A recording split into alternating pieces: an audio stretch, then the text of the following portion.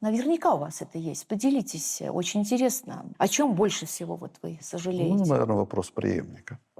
Ինքը խոսում է, այսպես ասենք, ավտորիտար երկրների փիլիսոփայության շրջանակներում այն լեզվով, որը ընդունելի եւ հասկանալի է Կրեմլի համար։ Ռոբերտ Քոչարյանի պարագայում այո,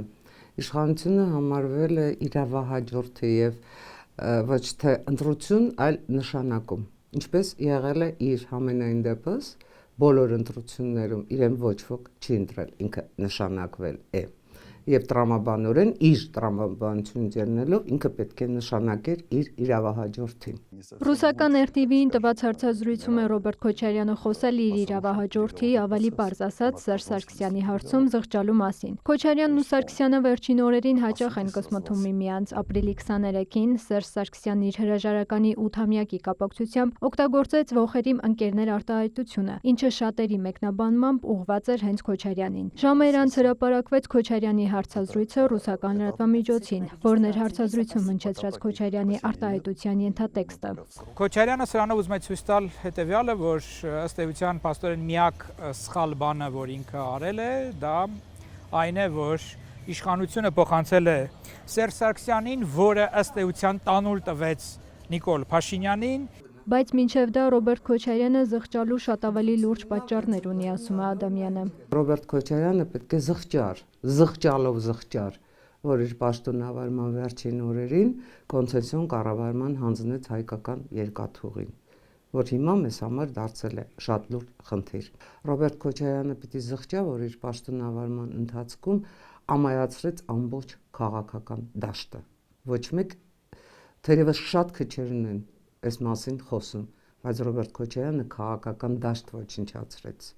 իր պաշտոնավարման ժամանակ։ Ռոբերտ Քոչարյանը պիտի զղջա, որ չգտնվեց այն участковին, պատմական участковին, ու հոկտեմբերի 27-ը համենայն դեպս նույնիսկ վկաները չարցակնվեցին ու դատավարությունը հենց այդ ընթացքը ունեցավ։ Բանախոսները նկատում են Հայաստանի Հանրապետության ղեկավարի պաշտոնը իրավահաջորդի նշանակումով չէ, ավելացնում, պարզ է, որ լինելով ռուսական կողմի աջակից Քոչարյանի խոսքը ուղղված է հենց Կրեմլին։ Եթե Մեդվեդևը եղել է Վլադիմիր Պուտինի իրավահաջորդը, Քոչարյանը հիմա խորհրդարանի առաջիկա ընտրությանը կարող է լինել Ռուսաստանի համար հաջորդ իրավահաջորդը։ Ու այս պարագայում այդ հայտարարությունների համար Քոչարյանը տպավորություն է ստեղծում, թե հակասություններ ունի Սերժ Սարգսյանի հետ։ Այդ բոլոր քաղաքական ուժերը Ռոբերտ Քոչարյան, Սամվել Կարապետյան, Գագիկ Ծառուկյան կամ նույնիսկ խաղի մեջ ուղղակիորեն չմտած Սերժ Սարգսյան, իրենք արդյունքում կհամագործակցեն, եթե դրա կարիքը լինի։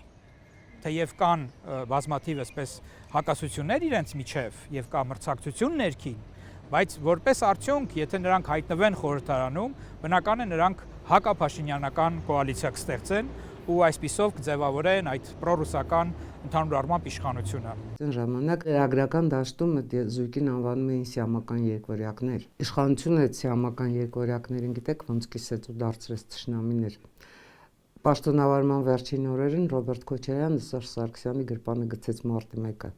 Միանշանակ գցեց մարտի 1-ը Սերժ Սարգսյանի գրպանը։ Եվ Սերժ Սարգսյանը 2015 թվականին հակադարձեց Ռոբերտ Քոչարյանին սահմանադրություն փոխելով, որովհետև երբ փոխում ես պետության կառավարման մոդելը, նախագահական կառավարումից անցնում ես խորհրդարանական կառավարման, դա նրա համար չէր, որ կուսակցությունները զարգանան, դա նրա համար չէր, որ խորհրդարանական կառավարումը Հայաստանի Հանրապետության ավելի համահունչ էր Հայաստանի Հանրապետությունում ստեղծված իրավիճակին եւ այլն եւ այլն եւ այլն, դա նրա համար էր, որ Ռոբերտ Քոչարյանը չկարողանա վերադառնալ իշխանության, որտեղ Ռոբերտ Քոչարյանը չուներ իր կուսակցությունը։ Չուրիմացաբար Ռոբերտ Քոչարյանը իր առաջին 1990 թվականին հայտարարում էր ժողովուրդն է իմ կուսակցությունը, բայց ժողովուրդը երբևէ չի եղել Ռոբերտ Քոչարյանի կուսակցությունը, չի եղել ու չի լինելու։ Այսինքն Քոչարյան-Սարգսյան նաև այդ ուժի թիմակիցների միջև հերակաբանավեճն ու միմյանց հասցեին հնչող մեղադրանքները նաև քաղտեխնոլոգիա են, բայց այդ անձերի միջև իրական պայքար կա, ով ու ինչպես ռուսական կողմի շահերին ավելի լավ կծառայի, ասում են բանախոսները։ Հակասություններ իմ կարծիքով կան, բայց այդ հակասությունները հաղթահարելի հակասություններ են, եթե խոսքը գնալու է պրոռուսական իշխանություն, պրոռուսական ռեժիմ ստեղծելու մասին։ Եթե խոսքը դրա մասին է, այդ հակասությունները դնելու են մի կողմ եւ ինչպես Գյումրիում էր, այդպես էլ նրանք իհարկե կստեղծեն կոալիցիա։ Նրանք անում են լիովին այս թեզին հակառակ հայտարարություններ, նրանք խոսում են ինքնիշխանությունից, խոսում են զարգացումից, խոսում են գալիս ենք այսքան աշխատատեղեր ենք ստեղծում, այսպեսի երկիր ենք դառնալու եւ այլն եւ այլն եւ այլն։ Դա սուտ է, դա պատրանք է, դա մանիպուլյացիա է եւ դա մոլորություն է։ Իրական նպատակը մեկն է Հայաստանի Հանրապետության համար, ինչպես եղել է տասնամյակներ, քարտեզի վրա պետք է լինի միայն մեկ պետություն եւ այդ պետությունը կոչվում է Ռուսաստան։ Անդիմության նպատակը ըստ փորձագետների մեկն է Հայաստանի Հանրապետությունը վերադարձնել Ռուսաստանի Դաշնության ուղեծիր։ Մերի Խաչատրյան, Հովհաննես Քյոսյան, լուրեր։